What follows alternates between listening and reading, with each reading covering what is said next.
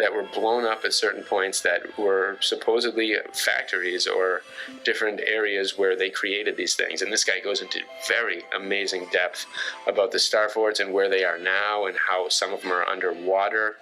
This part was pretty interesting where it says, I'm not linked up with the images, but this one particular part says the steam-powered airship designed by Henry Gifford, who borrowed these ideas from Meunier more than half a century later, did not make its first flight until September 24th, 1852. The difference between the date of the invention of the balloon, 1783, and the first flight of the airship is due to the lack of engines for aerostatic aircraft.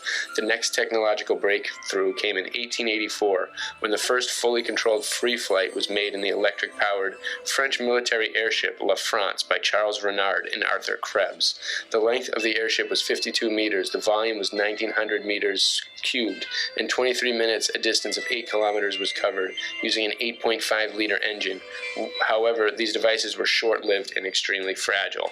So that's part of the news, and what we got to remember that everything we hear about the Hindenburg, about all these different things, was designed to completely reshape the thought of airships, according to this article, and according to my thought as well.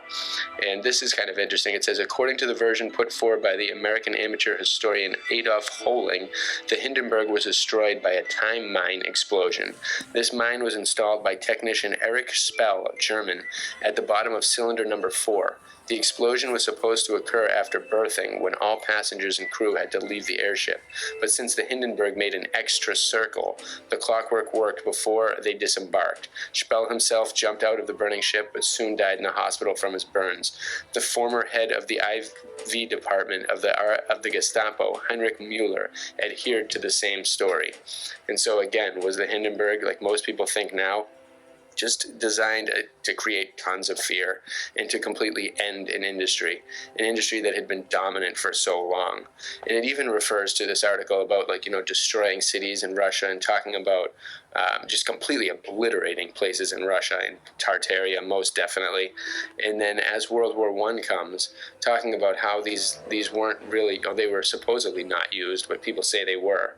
But as time went on, they kind of suggested, maybe they got rid of this technology because it was too easy, almost too easy to destroy things in this manner. And are they still using this way up there somewhere or somewhere beyond the poles? Who really knows? There is so much just to see in this article, so many different concepts brought up on this entire website. I definitely recommend checking it out. But they even talk about Ferdinand von Zeppelin, which he created these factories for these airships in different parts of the world. I think there was one in Europe and Russia, and then it came to the United States. It says in 1863, Zeppelin came to the United States as a military observer. At the time, there was a quote-unquote civil war between the North and the South. Here, he first had a chance to rise in a balloon. This event influenced his entire life. It was after this that he decided to deal with the problems of aeronautics. Returning to his homeland, he continued his military service, fought in the ranks of the Prussian army during the Prussian, Austrian, and Franco-Prussian Wars. In 1870 to 1871, during the Franco-Prussian War, while serving as a cavalry officer, Zeppelin became famous as a good scout. For his activities, he used balloons, with their help, observing the positions and actions of the enemy. So again, these are the stories that survive, and it is so easy to rewrite history of the past because barely anything survives, and you can easily destroy everything. And there's one town it talks about called Friedrichshafen, where the factories for the manufacture of airships were located, talking about the movement of them, talking about civil wars that were happening at similar times, all the connections between the Russian Empire and Zeppelin, and a lot of these other things that ended up happening in America. Really unbelievable, and almost proposing that some of these wars were guided by a third hand that maybe had a stake and control in the destruction. They even talk about different things like the Sahara and all these different places that we see that are ancient ruins, and the likelihood of that they could have been bombed by Zeppelins using this incredible technology that was just impossible to destroy.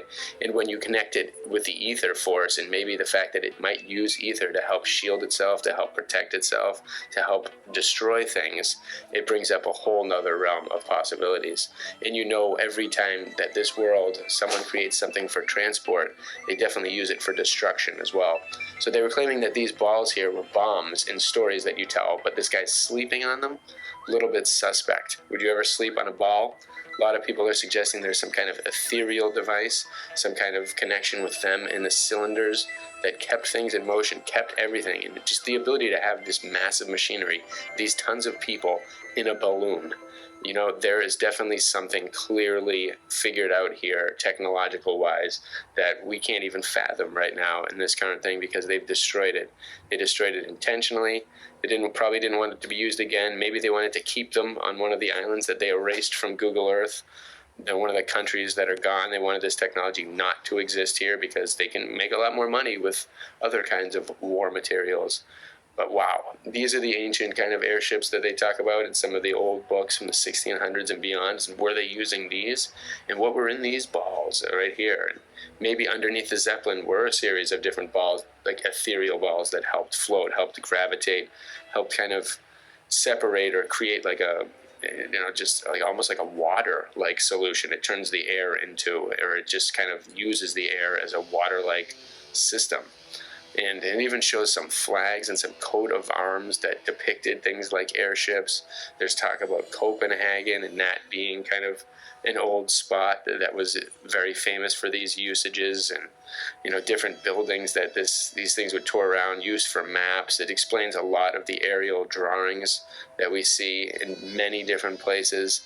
There are so many different things to check out in this article. I can't stress it enough. Just absolutely phenomenal and just sickening as well when you realize what